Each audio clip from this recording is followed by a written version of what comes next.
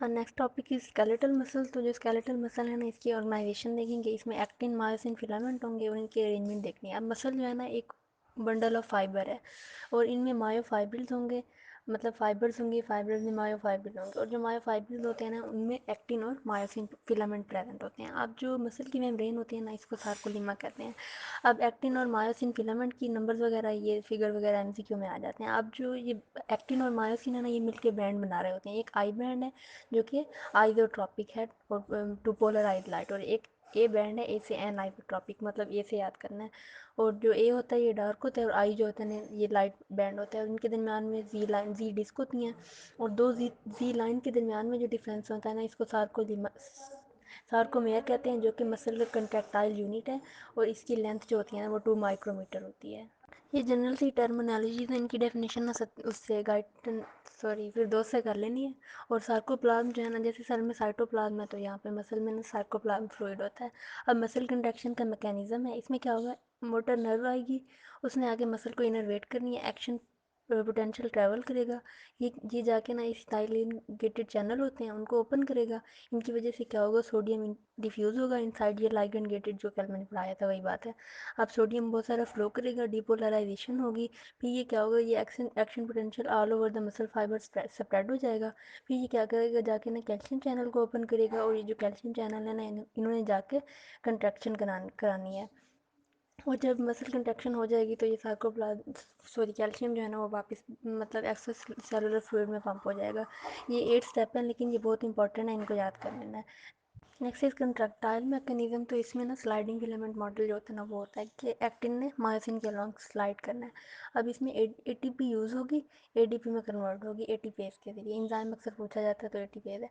अब इसमें molecular mechanism है कि जो मायोसिन मोलिक्यूल और जो है ना, इसकी स्ट्रक्चर सबसे पहले देखेंगे। इसमें 2 हैवी चेन होंगी और 4 लाइट चेन होंगी। जो हैवी चेन है ये इसकी टेल बना रही है, और जो लाइट चेन है वो इसकी हेड बना रही है। ये फिगर में भी बना हुआ है।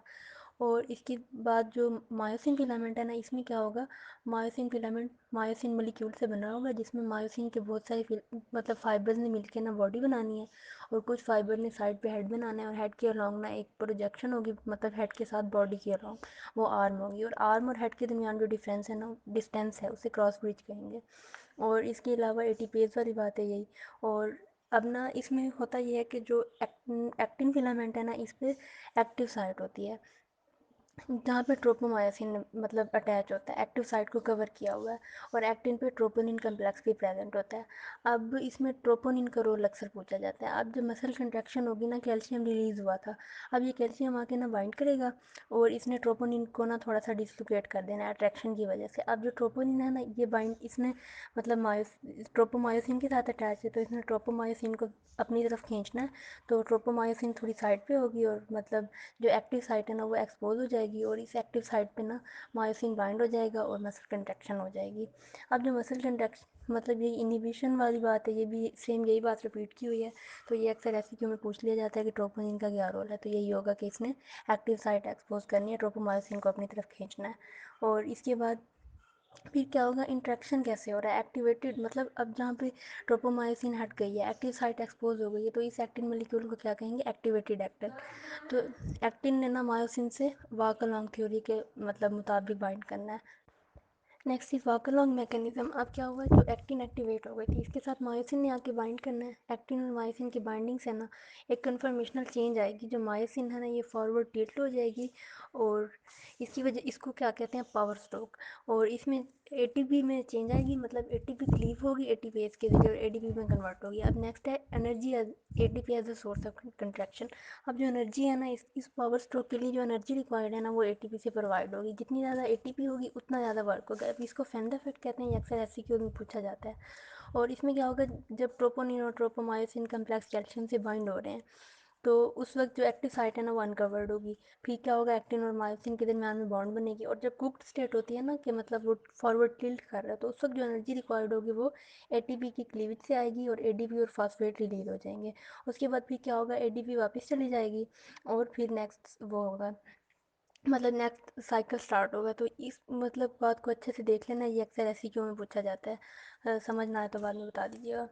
और उसके बाद नेक्स्ट टॉपिक है अमाउंट ऑफ एक्टिन और मायोसिन फिलामेंट इसको रीड करना है, इसके ग्राफ को एक दफ़ा देख लेना है, वैसे मुझे नहीं समझ आता था कभी भी। और नेक्स्ट है relation of velocity to load. अगर वेलोसिटी ज़्यादा होगी तो मतलब लोड ज़्यादा है अगर, तो वेलोसिटी कम हो जाएगी, और अगर लोड नहीं है तो वेलोसिटी ज़्यादा होगी। इसमें बस यही बात याद करनी है। उसके बाद एनर्जी है, इसमें वर्क आउटपुट जो है ना, इसका फार्मूला है work is equal to L into D. अब यहाँ पे एल लोड है और डी जो है ना वो डिस्टेंस या लेंथ ट्रेवल्ड है मूवमेंट के दौरान। तो ये वर्क की फार्मूला अक्सर पूछ लिया जाता है, इसको करना है। Next 3 sources of energy. अब जो एटीपी प्रोवाइड हो रही है ये कहाँ से आ रही है? इसका फर्स्ट सोर्स जो है ना क्रिएटिन फॉस्फेट है, फॉस्फोक्रिएटिन, जो ना मतलब बॉडी में प्रेजेंट है, और ये ब्रेक होगा और एटीपी रिलीज होगी। फॉस्फेट मतलब इसके जो होंगे ना वो एटीपी के लिए यूज़ होंगे।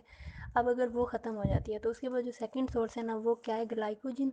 उसकी क्या होनी है? कन्वर्जन होनी है ग्लूकोज में, और वो ग्लाइकोलाइसिस होना है और एनर्जी रिलीज होनी है। और जो थर्ड और फाइनल सोर्स है ना वो क्या है? Oxidative metabolism. तो ये 3 सोर्स अच्छे से कर लेने हैं। उसके बाद characteristic of whole muscle contraction. तो इसमें आइसोमेट्रिक और आइसोटोनिक कंट्रैक्शन। आइसोमेट्रिक कंट्रैक्शन वो है जिसमें क्या हो रहा है कि मसल की लेंथ जो है ना वो सेम है। आइसो मीन सेम और मीट्रिक मीन लेंथ सेम हो रही है, टेंशन चेंज हो रही है, मतलब उसकी टेंशन इंक्रीज हो गई है या फिर डिक्रीज हो गई है, लेकिन लेंथ ने सेम रहना है। अब इसकी एग्जांपल है जब कोई लोड लटका हुआ है और मतलब मूव हो, लेंथ चेंज नहीं हो रही, लाइक हैंग किया हुआ है जस्ट। और दूसरा है आइसोटोनिक कंट्रैक्शन। अब इसमें क्या है कि टेंशन सेम रहनी है और लेंथ जो है ना वो इंक्रीज और डिक्रीज होना है।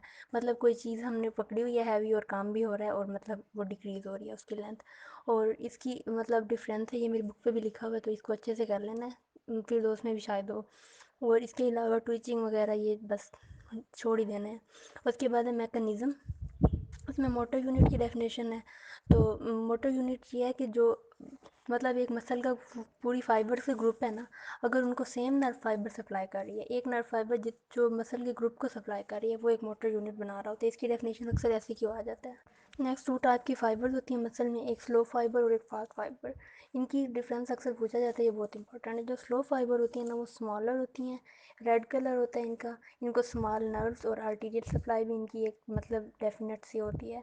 और इसके अलावा ये इनका ग्रेटली इंक्रीज नंबर होता है और इनमें बहुत सारे माइटोकॉन्ड्रिया होते हैं। अब इसका रेड कलर क्यों होता है? इनको रेड फाइबर्स भी कहते हैं। इनका रेड कलर मायोग्लोबिन की वजह से होता है, ये अक्सर एमसीक्यू या एससीक्यू में पूछा जाता है। Next is fast fibre. Fast fibre जो है ना वो वाइट मसल है, इनमें माइटोकॉन्ड्रिया कम होंगे लेकिन सार्कोप्लाज्मिक रेटिक्यूलम ज़्यादा होगा।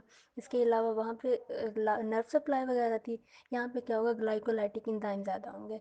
और इसके अलावा इसमें लार्ज मतलब होंगी और ग्रेट स्ट्रेंथ होगी, और एंडोप्लाज्मिक रेटिक्यूलम वगैरह सार्कोप्लाज्मिक रेटिक्यूलम डेवलप होगी। और इसके अलावा मैकेनिज्म ऑफ कंट्रैक्शन है, तो इसमें ना अब वही सारी बातें बताई हुई हैं।